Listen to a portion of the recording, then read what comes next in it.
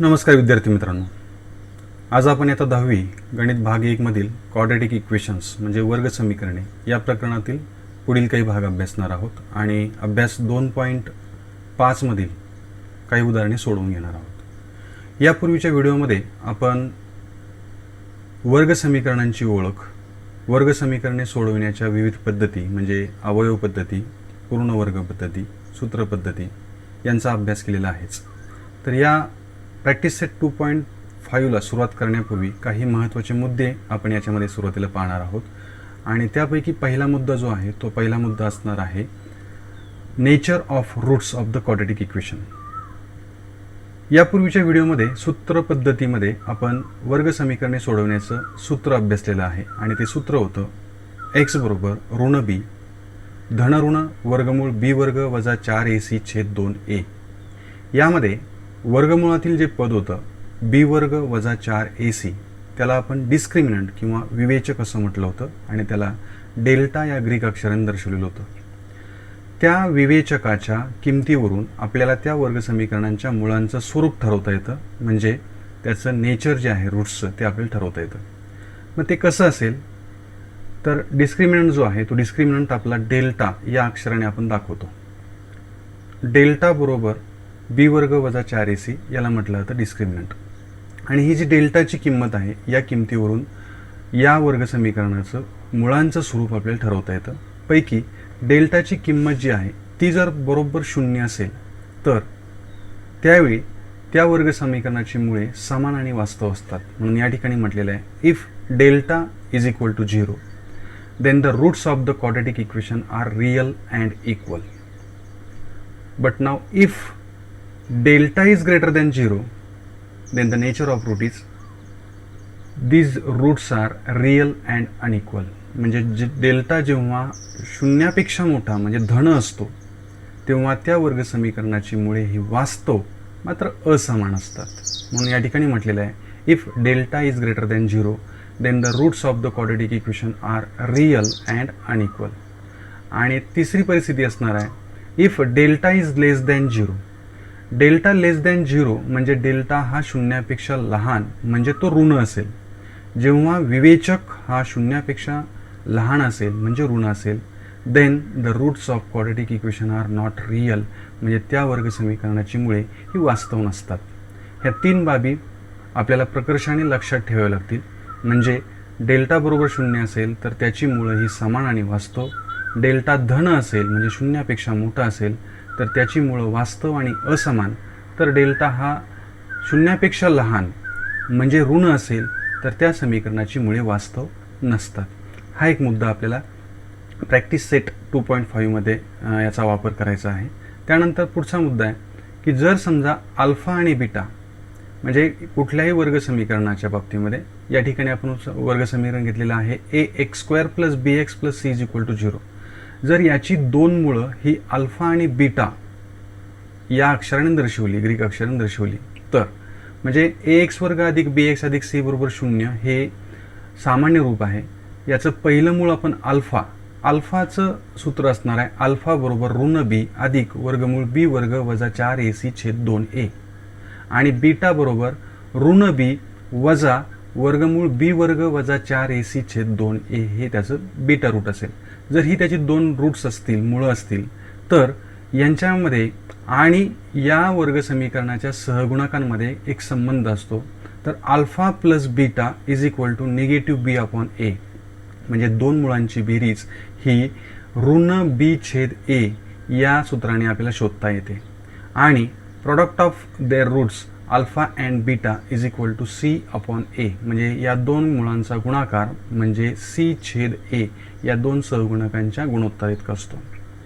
ही दुसरा मुद्दा जो आहे तो आपल्याला या सराव संचामध्ये वापरायचा आहे। आणि तिसरा आहे जर आपल्याला एखाद्या वर्ग समीकरणाची मुळं दिलेली असतील तर ते वर्ग समीकरण आपल्याला तयार करायचं आहे। म्हणजे the quadratic equation whose roots are alpha and beta, जर एखाद्या समीकरणाची मुळं अल्फा आणि बीटा असतील तर ते समीकरण कोणत्या स्वरूपामध्ये मांडता येतं तर ते स्वरूप आहे x² वजा कंसामध्ये अल्फा अधिक बीटा कंस पूर्ण x अधिक अल्फा बीटा बरोबर 0।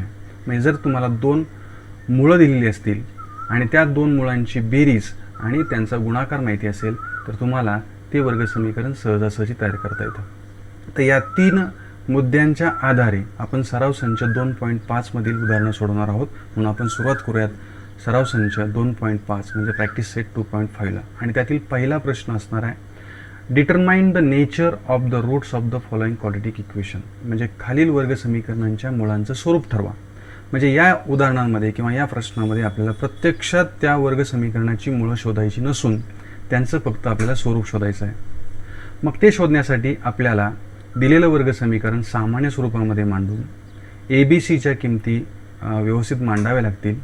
त्यावरून विवेचक म्हणजे डिस्क्रिमिनंटची किंमत काढावी लागेल आणि त्या किमतीवरून आपल्याला त्या वर्ग समीकरणाच्या मुळांचं स्वरूप ठरवावं लागेल.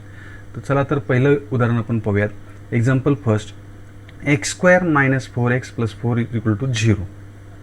मुळात हे समीकरण सामान्य स्वरूपातच दिलेलं आहे, म्हणून याची तुलना आपण लगेचच वर्ग समीकरणाच्या सामान्य स्वरूपाशी करूयात. म्हणून आपली पुढची पायरी असणार आहे, कंपेअरिंग विथ ax² + bx + c = 0. दिलेलं समीकरण या सामान्य स्वरूपाची तुलना करायची. मग याच्यावरून आता याचा सराव आपला भरपूर झालेला आहे. ABCच्या किमती आपल्याला सहजासहजी निरीक्षणाने सांगता येतील. Value of A is 1, value of B is equal to -4 and C is equal to 4. These are the values of A, B and C. Now calculate or determine the value of discriminant which is denoted by delta. Therefore delta is equal to B² - 4AC. Replace B by -4, A by 1 and C by 4. म्हणजे A, B आणि C च्या किमती आपण या सूत्रामध्ये ठेवूयात. म्हणजे आपली पुढची पायरी असेल, डेल्टा बरोबर -4चा वर्ग वजा 4 गुणिले 1 गुणिले 4. कुठल्याही ऋणसंख्येचा वर्ग जो आहे तो धन येतो, म्हणून ऋण4चा वर्ग 16 आणि या 3 पदांचा गुणाकार हा 16 येईल. चिन्ह मात्र ऋण असेल, म्हणजे 16 वजा 16, म्हणून डेल्टाची किंमत असणार आहे 0.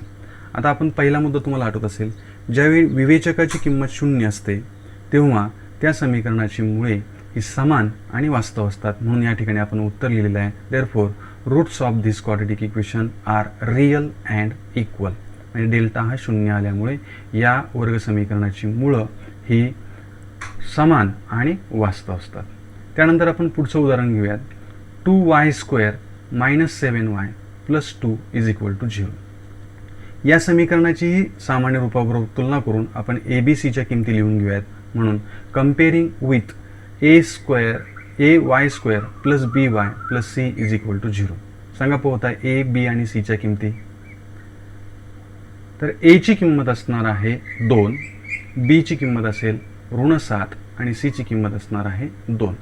या किमतींवरून आपल्याला डेल्टा म्हणजे डिस्क्रिमिनंटची किंमत काढून घ्यायची आहे. Therefore delta is equal to B² - 4AC. Replace B by -7, A by 2 and C by 2. Therefore next step is delta is equal to -7² - 4 into 2 into 2. Therefore next step is square of -7 is +49 and product of these three numbers is 16. Therefore delta is equal to 49 minus 16. Therefore value of delta is 33, which is positive. It is greater than 0. Therefore we can write delta is greater than 0. म्हणजे विवेचकाची किंमत ही आपल्याला धन मिळाली, 0पेक्षा मोठी मिळाली. म्हणून या समीकरणाची मुळे ही वास्तव मात्र असमान असतील. म्हणून आपलं उत्तर असणार आहे, therefore roots of this quadratic equation are real and unequal. Now next example, m² + 2m + 9 is equal to 0. या समीकरणाची ही तुलना आपण सामान्य रूपाशी करून ABCच्या किमती या ठिकाणी लिहून घेऊयात. कंपेअरिंग with am² + bm + c is equal to 0. Now value of A is 1, value of B is 2 and value of C is 9. Therefore we can write A is equal to 1, B is equal to 2, C is equal to 9. Again the formula for discriminant delta is equal to B² - 4AC. Replace B by 2, A by 1 and C by 9. Therefore delta is equal to 2² - 4 into 1 into 9. ABCच्या किमती आपण या वरील सूत्रामध्ये ठेवलेल्या आहेत. म्हणून पुढची पायरी असेल 2चा वर्ग 4 आणि या 3 संख्यांचा गुणाकार असेल ऋण 36. 4 वजा 36 या दोन संख्यांची चिन्ह भिन्न असल्यामुळं मोठ्या संख्येतून लहान संख्या वजा करून येणाऱ्या उत्तराला आपण ऋण चिन्ह देणार आहोत, कारण मोठी संख्या ऋण आहे. म्हणून आपलं उत्तर असणार आहे -32. आता डेल्टाची किंमत ही जी ऋण 32 मिळालेली आहे ती शून्यापेक्षा लहान म्हणजे ऋण आहे. म्हणून या वर्ग समीकरणाची मुळे ही वास्तव असणार नाहीत. म्हणून या ठिकाणी आपलं उत्तर असेल delta is less than 0. Therefore roots of this equation are not real. म्हणजे या वर्ग समीकरणाची मुळे ही वास्तव नाही. हाही प्रकार आपल्याला 2 मार्कांना ॲक्टिव्हिटीसाठी अथवा उदाहरण म्हणून आपल्याला परीक्षेला येऊ शकतो. सेकंड क्वेश्चन आपण पाहणार आहोत. Form the quadratic equation the roots given below. म्हणजे ज्या समीकरणाची मुळे तुम्हाला दिलेली आहेत असं वर्ग समीकरण आपल्याला तयार करायचं आहे. आणि पहिलं उदाहरण आहे 0 आणि 4. म्हणजे पहिल्या उदाहरणामध्ये आपल्याला असं वर्ग समीकरण तयार करायचं आहे की ज्याचं पहिलं मूळ म्हणजे अल्फा हे 0 असेल आणि दुसरं मूळ बीटा हे 4 असेल. मग आपल्याला वर्ग समीकरण तयार करण्यासाठी या मुळांची बेरीज आणि गुणाकार यांची आवश्यकता असते. म्हणून आपण सुरुवातीला त्यांची बेरीज आणि गुणाकार शोधून घेणार आहोत. सुरुवातीला अल्फा बरोबर 0 आणि बीटा बरोबर 4. म्हणजे अल्फा हे पहिलं मूळ आपण या ठिकाणी गृहीत धरलं आहे, तर बीटा हे दुसरं मूळ आपण गृहीत धरलेलं आहे. आता अल्फा अधिक बीटा बरोबर 0 अधिक 4 म्हणजे 4 असणार आहे. आणि अल्फा गुणिले बीटा म्हणजे 0 गुणिले 4 बरोबर 0. म्हणजे या ठिकाणी आपण 2 मुळांची बेरीज आणि त्या 2 मुळांचा गुणाकार या ठिकाणी शोधून घेतला. आता आपलं सूत्र असणार आहे वर्ग समीकरण तयार करण्याचं x वर्ग वजा कंसामध्ये अल्फा अधिक बीटा x अधिक अल्फा बीटा बरोबर 0. या ठिकाणी या 2 मुळांची बेरीज आणि इथे आपल्याला दोघांचा गुणाकार याच्या किमती ठेवल्या की आपलं वर्ग समीकरण आपल्याला प्राप्त होणार आहे. म्हणून पुढची पायरी असेल x² वजा बेरीज आहे 4, पुढे सहगुण चल आहे x अधिक 0, दोघांचा गुणाकार 0 असल्यामुळे या ठिकाणी किंमत 0 बरोबर 0. हे पद 0 असल्यामुळे ते पुढच्या पायरीला लिहिलं नाही तरी चालेल. म्हणून आपलं वर्ग समीकरण असणार आहे x वर्ग वजा 4x बरोबर 0. म्हणजे ज्या वर्ग समीकरणाची मुळं 0 आणि 4 आहेत ते वर्ग समीकरण असणार आहे x वर्ग वजा 4x बरोबर 0. आता दुसरी जोडी आपण घेऊयात मुळांची. ती असणार आहे 1/2 and -1/2. Let us denote 1/2 by alpha and -1/2 by beta. Therefore alpha is equal to 1/2 and beta is equal to -1/2. आता आपल्याला या दोघांची बेरीज आणि याच दोघांचा गुणाकार शोधावा लागेल. पहिल्यांदा आपण बेरीज शोधून घेऊयात. अल्फा अधिक बीटा बरोबर कंसामध्ये 1/2 अधिक दुसऱ्या कंसामध्ये ऋण 1/2. आता या ठिकाणी या 2 संख्या ज्या आहेत त्या संख्या समान आहेत, मात्र त्यांची चिन्ह भिन्न आहेत. म्हणून यांची वजाबाकी होईल. इथे स्टेप टाळलेले आहेत. या दोघांची वजाबाकी म्हणजे त्याच संख्येतून तीच संख्या आपण वजा करतोय, म्हणून उत्तर आपलं असणार आहे 0. म्हणून या 2 मुळांची बेरीज आलेली आहे आपली 0. त्यानंतर या दोघांचा गुणाकार आपण घेऊयात. अल्फा गुणिले बीटा बरोबर 1/2 गुणिले ऋण 1/2. 2 अपूर्णांकांचा गुणाकार करताना अंशांचा गुणाकार आणि छेदाछेदांचा गुणाकार करून त्याला संक्षिप्त रूप द्यावं लागतं. या 2 संख्यांची चिन्हे भिन्न असल्यामुळे यांचा गुणाकार ऋण येईल. अंशांचा गुणाकार 1 आणि छेदांचा गुणाकार 4. म्हणून अल्फा आणि बीटा या 2 मुळांचा गुणाकार आलेला आहे ऋण 1/4. आता ह्या किमती आपण आपल्याला वर्ग समीकरण तयार करायच्या सूत्रामध्ये ठेवावं लागेल. ते सूत्र असणार आहे x वर्ग वजा अल्फा अधिक बीटा x अधिक अल्फा बीटा बरोबर 0. हे वर्ग समीकरण आपण x या चलामध्ये तयार करतोय. जर आपल्याला परीक्षेला x केरीज इतर चल दिलेलं असेल तर या ठिकाणी आपल्याला सूत्रामध्ये फक्त तो बदल करावा लागेल. समजा आपल्याला m या चलामधलं वर्ग समीकरण तयार करायला सांगितलं असेल तर आपलं सूत्र असेल m वर्ग वजा अल्फा अधिक बीटा m अधिक अल्फा बीटा बरोबर 0. म्हणजे ते m या चलामध्ये तयार होईल. आता या समीकरणामध्ये आपण अल्फा अधिक बीटा आणि अल्फा गुणिले बीटा यांच्या किमती ठेवूयात. म्हणून आपलं समीकरण मिळेल x² - 0x plus -1/2 is equal to 0. या ठिकाणी 0नं xला गुणलेलं आहे म्हणून x या चलाचं निरसन होईल. इथे मात्र कंसाच्या बाहेर धनचिन्ह असल्यामुळे कंस काढून टाकताना आपलं हे निगेटिव्ह साईन आहे असं राहील. म्हणून आपलं वर्ग समीकरण असेल x² - 1/2 इज इक्वल टू 0.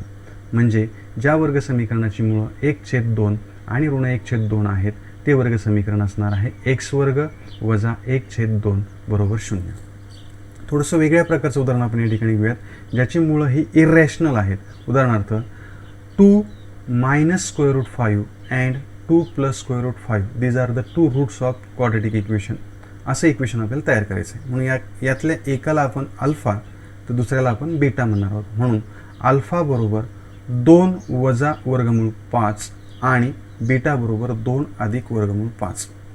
पहिल्यांदा आपल्याला या दोघांची बेरीज शोधावी लागेल. म्हणून alpha plus beta is equal to in first bracket 2 minus square root 5 plus 2 plus square root 5. हे कंस सुरुवातीला आपण काढून टाकूयात. कंस जर काढून टाकले तर आपली पुढची पायरी असेल 2 minus square root 5 plus 2 plus square root 5 is equal to. आता या ठिकाणी स्क्वेअर रूट 5 ही जी पदं आहेत ती सारखी आहेत, मात्र चिन्ह भिन्न असल्यामुळे ते कॅन्सल होतील आणि 2 आणि 2 यांची चिन्ह समान असल्यामुळे बेरीज 4 येईल. म्हणून अल्फा अधिक बीटा यांची बेरीज असणार आहे 4. यांचा गुणाकार आपल्याला शोधायचा आहे. अल्फा गुणिले बीटा बरोबर 2 minus square root 5 into 2 plus square root 5. आता या ठिकाणी या दोन कंसांचा जर निरीक्षण केलं तर दोनही कंसांमधली पदं समान आहेत, मात्र एका कंसामध्ये बेरीज तर दुसऱ्या कंसामध्ये वजाबाकी आहे. यात 8वीमध्ये अभ्यासलेलं एक आपण एक्सपान्शन फॉर्म्युला आहे A plus B into A minus B is equal to A square minus B square. म्हणजे या ठिकाणी आपल्याला पहिल्या पदाचा वर्ग वजा दुसऱ्या पदाचा वर्ग करावा लागेल. म्हणून पुढची पायरी असेल 2 square minus square root 5 square. 2चा वर्ग 4 असेल, स्क्वेअर रूट 5चा स्क्वेअर हा 5 येईल आणि या दोघांची चिन्हे भिन्न असल्यामुळे त्यांचा फरक किंवा त्यांची वजाबाकी ही ऋण 1 येईल. म्हणजे या दोन मुळांची बेरीज ही 4 आली तर गुणाकार मात्र ऋण 1 आलेला आहे. म्हणून आपलं सूत्र आहे एक्स वर्ग वजा मुळांची बेरीज गुणिले एक्स अधिक मुळांचा गुणाकार बरोबर 0. म्हणून या ठिकाणी आपण या किमती ठेवूयात. आपलं समीकरण असेल x square minus 4x plus negative 1 is equal to 0. हा कंस जर आपण सोडवला तर आपलं उत्तर असेल एक्स वर्ग वजा 4x वजा 1 बरोबर 0. म्हणजे आपल्याला जर 2 मुळं दिलेली असतील तर त्या मुळांच्या बेरजेवरून आणि गुणाकाराच्या किमतींवरून आपण ते वर्ग समीकरण सहजासहजी तयार करू शकतो. ही 2 मार्काची ॲक्टिव्हिटी अथवा उदाहरण आपल्याला परीक्षेला येऊ शकतं. त्यानंतर तिसरा प्रश्न आपण पाहूयात. Sum of the roots of a quadratic equation is double their product then find the value of K if equation is X square minus 4kx plus K plus 3 is equal to 0. म्हणजे या उदाहरणामध्ये आपल्याला त्यांनी एक condition किंवा अट सांगितलेली आहे की या वर्ग समीकरणाच्या मुळांची बेरीज ही त्यांच्या गुणाकाराच्या दुप्पट असेल तर आपल्याला के ची किंमत काढायची आहे. आणि आपलं वर्ग समीकरण आहे एक्स वर्ग वजा 4kx अधिक के अधिक 3 बरोबर 0. या कंडिशनचा उपयोग करून म्हणजे 2 मुळांची बेरीज ही त्यांच्या गुणाकाराच्या दुप्पट या अटीचा उपयोग करून आपण के ची किंमत काढणार आहोत. पण मुळांची बेरीज आणि मुळांचा गुणाकार सुरुवातीला आपल्याला शोधून घ्यावा लागेल.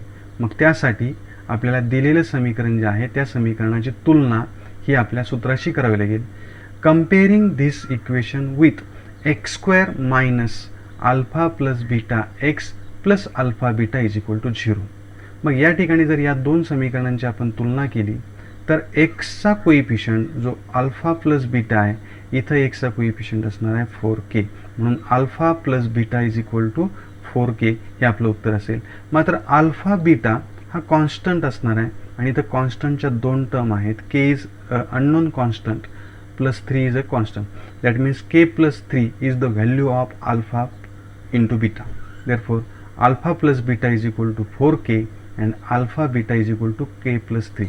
आता ह्याच किमती या अल्फा अधिक बीटा आणि अल्फा गुणिले बीटा या किमती आपल्याला सहगुणकांचा सूत्र वापरून आपल्याला काढता येईल. अल्फा अधिक बीटा हे याचं सूत्र आहे वजा c छेद a आणि अल्फा गुणिले बीटाचं सूत्र आहे b छेद a. त्या सूत्राचा आधार घेऊनही आपल्याला अल्फा अधिक बीटा आणि अल्फा गुणिले बीटा यांचं किमती शोधता येणं सहज शक्य आहे. आता या दोघांमधला संबंध आपल्याला या ठिकाणी सांगितलेला आहे. अल्फा अधिक बीटा म्हणजे या 2 मुळांची बेरीज ही गुणाकाराच्या दुप्पट आहे. Sum of the roots of quadratic equation is double their product. म्हणून आपण या ठिकाणी इक्वेशन म्हणणार आहोत according to given condition alpha plus beta is equal to twice alpha beta. म्हणजे बेरीज ही गुणाकाराच्या दुप्पट आहे. मग या ठिकाणी आता आपल्याला अल्फा प्लस बीटा आणि अल्फा इंटू बीटाच्या व्हॅल्यू या ठिकाणी ठेवावी लागतील. म्हणून आपलं पुढची पायरी असणार आहे 4k is equal to 2 in bracket k plus 3. आता दोनने आतमध्ये आपण गुणून घेऊयात. 4k is equal to 2k plus 6. दोनने आतमध्ये गुणल्यामुळं 2k अधिक 6 ही पद आपल्याला मिळालेली आहे. हे 2k पद आपण डावीकडे पक्षांतरित करूयात. म्हणून आपलं समीकरण बनेल 4k minus 2k is equal to 6. या दोघांचं सबट्रॅक्शन असेल 2k is equal to 6. 2 transfer करा लेफ्ट हँड साईडला. k is equal to 6 upon 2 that means k is equal to 3.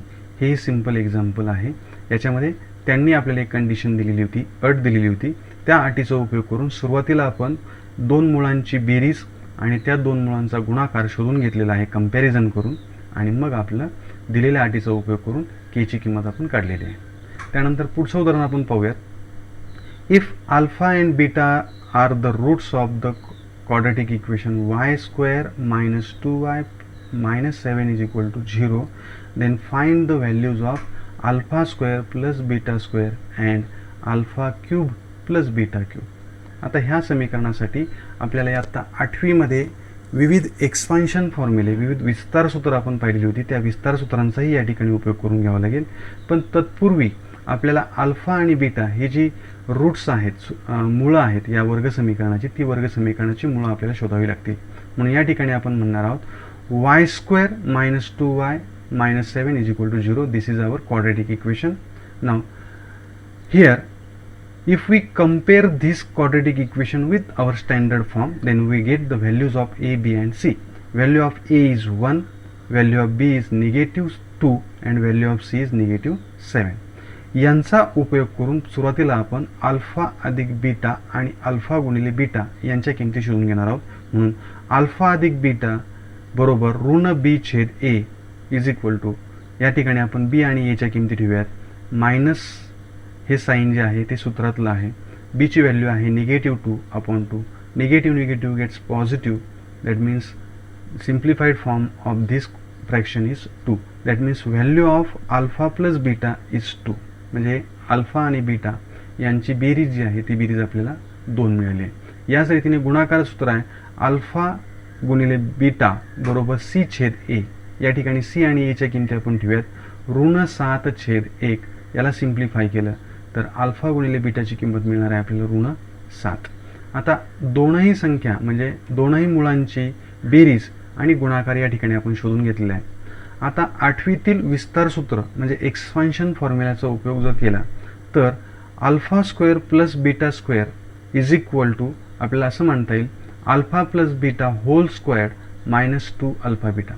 ज्यावेळी आपण या कंसाचा विस्तार करू त्यावेळी या ठिकाणी अल्फा वर्ग अधिक 2 अल्फा बीटा अधिक बीटा वर्ग मिळेल. म्हणजे या ठिकाणी 2 अल्फा बीटा हे पद मिळेल. ते आपल्याला कॅन्सल करण्यासाठी या ठिकाणी ऋण 2 अल्फा बीटा आपण घेतलेला आहे. म्हणजे इकडे alpha square plus beta square शिल्लक राहील. एक्सपान्शन फॉर्म्युले 2 कंबाईन केलेले आहेत. म्हणून या ठिकाणी एक नवीन फॉर्म्युला आपल्याला मिळाला alpha square plus beta square is equal to in bracket alpha plus beta whole square minus 2 alpha beta. आता अल्फा स्क्वेअर प्लस बीटा स्क्वेअरची किंमत काढण्यासाठी या दोन मुळांची बेरीज आणि गुणाकाराची किमती या सूत्रामध्ये ठेवायच्यात. म्हणून या ठिकाणी आपल्याला मिळेल alpha plus beta that means 2 square minus 2 into alpha beta that means minus 7. 2 square is equal to 4 and product of negative 2 and negative 7 it is positive 14. That means sum of 4 and 14 is 18. That means value of alpha square plus beta square is equal to positive 18. Now similarly alpha cube plus beta cube याची किंमत काढण्यासाठी आपल्याला expansion formula वापरावे लागतील. Alpha plus beta cube minus 3 alpha beta into alpha plus beta. म्हणजे जर समजा आपण या कंसाचा विस्तार केला तर विस्तारामध्ये आपल्याला मिळेल अल्फा घन अधिक बीटा घन अधिक 3 अल्फा बीटा कंसामध्ये अल्फा अधिक बीटा.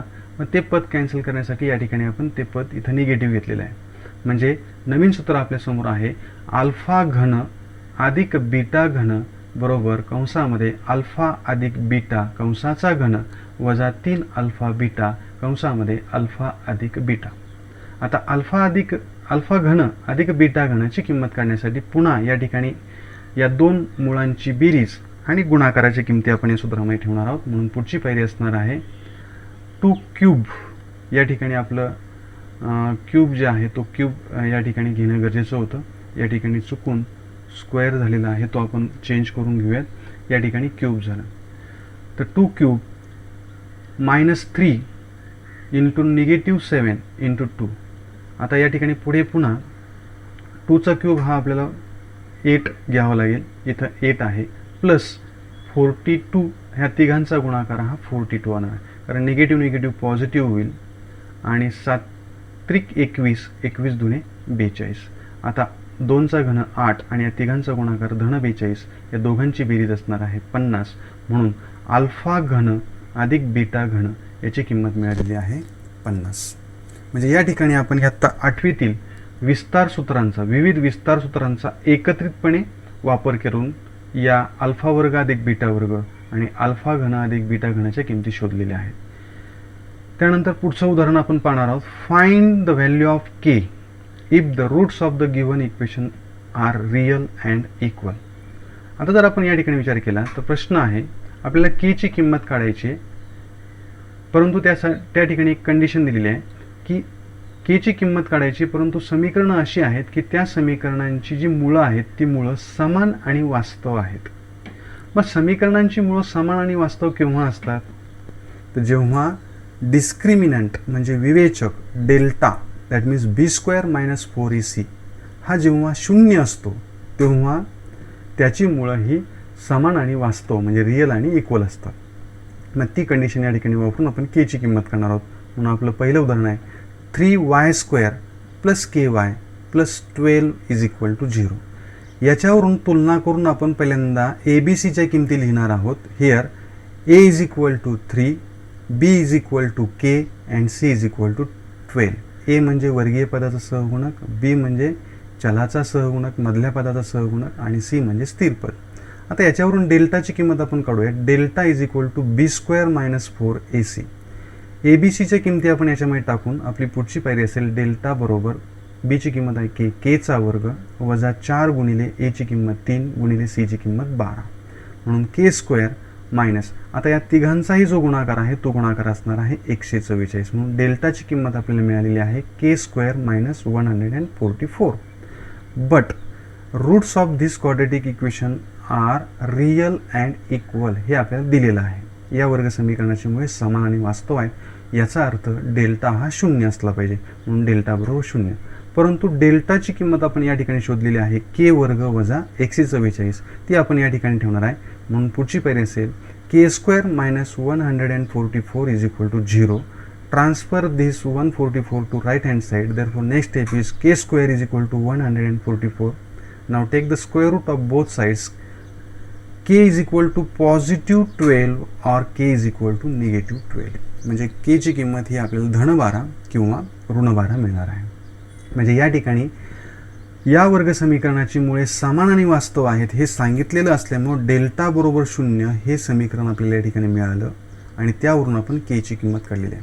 आणखी एक उदाहरण आपण याचं पाहणार आहोत. दुसरं उदाहरण आहे kx in bracket x - 2 bracket complete + 6 = 0. This equation is not in the standard form. So let us convert this equation into standard form. Therefore, multiply this bracket by kx. Therefore, next step is kx² - 2kx + 6 = 0. Now this equation is in the standard form. आता याचं जर comparison आपण standard फॉर्मशी केलं तर ABCच्या किमती काय असतील?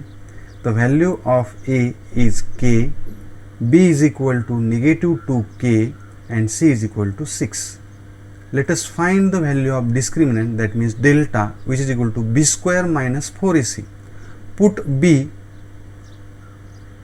-2k, A ची व्हॅल्यू आहे k and put or replace C by 6. Therefore next step is -2k² - 4 into k into 6. म्हणजे A, B आणि C च्या किमती आपण या समीकरणामध्ये या ठिकाणी ठेवलेल्या आहेत. मग डेल्टाची किंमत काय मिळेल? तर 2k चा स्क्वेअर, -2k चा स्क्वेअर असणार आहे +4k² आणि या तिघांचा प्रॉडक्ट असणार आहे 4 आणि 6 यांचा गुणाकार 24 आणि k ॲज इट इज. म्हणजे डेल्टाची किंमत आहे 4k² - 224k. Now here also it is given that the roots of This quadratic equation are real and equal. This is our given. The roots are real and equal. Therefore, delta is equal to 0. Now put the value of delta, which is 4k square minus 24k. मी डेल्टाची किंमत या ठिकाणी आपण ठेवूया 4k वर्ग वजा 24k. या दोघांचे निरीक्षण करता आपल्याला असं लक्षात येईल की या दोघांमधून 4k हा सामायिक अवयव आपल्याला सामायिक काढता येणं शक्य आहे. पण तो आपण सामायिक जर काढला तर या ठिकाणी शिल्लक राहील 4k in bracket k minus 6. म्हणजे 4k ने जर आपण 4k स्क्वेअरला आणि 24kला डिवाइड केलं तर हे आन्सर असणार आहे k मायनस 6. याचा अर्थ आपल्याला असं म्हणता येईल की या दोघांचा गुणाकार हा शून्य आहे. म्हणजे एक तर 4k शून्य असेल किंवा k वजा 6 बरोबर शून्य असेल. 4k इज इक्वल टू 0 और k minus 6 is equal to 0. पहिल्या रेषीय समीकरणावरून आपल्याला k ची किंमत शून्य मिळेल आणि दुसऱ्यावरून मिळेल आपल्याला 6. परंतु k हा अनएक्सेप्टेबल आहे, तो आपल्याला ग्राह्य धरता येणार नाही. जर k हा ग्राह्य धरला आणि k ची किंमत जर आपल्याला शून्य ग्राह्य धरला आणि जर ती k ची किंमत आपण याच्यामध्ये ठेवली तर आपल्याला समीकरणामध्ये k ची किंमत शून्य ठेवल्यामुळे इकडची डावी बाजू जी आहे ती आपल्याला 6 मिळेल आणि उजवी बाजू ही शून्य मिळेल. हे मिनिंगलेस समीकरण किंवा मिनिंगलेस इक्वेशन आपलं तयार होईल. म्हणून k is equal to 0 is not acceptable, म्हणजे ते ॲक्सेप्ट करता येणार नाही. Therefore we reject the value of k which is 0. Therefore value of k is 6. It is acceptable. म्हणजे k ची किंमत असणार आहे 0. या रीतीनं या 3 मुद्द्यांवरती आधारित आपल्याला सोपे 2-2 मार्कांच्या ॲक्टिव्हिटी स्वरूपामध्ये काही उदाहरणं येतील किंवा आपल्याला ती सोडवायला येतील 2 किंवा 3 मार्कांसाठी असतील. आत्तापर्यंतच्या व्हिडिओना तुम्ही खूप सुंदर प्रतिसाद दिलेला आहे. याही पुढे तुम्ही द्याल. विनंती आहे, व्हिडिओ आवडला असेल तर लाईक करा, शेअर करा आणि चॅनल जरूर सबस्क्राईब करा. धन्यवाद.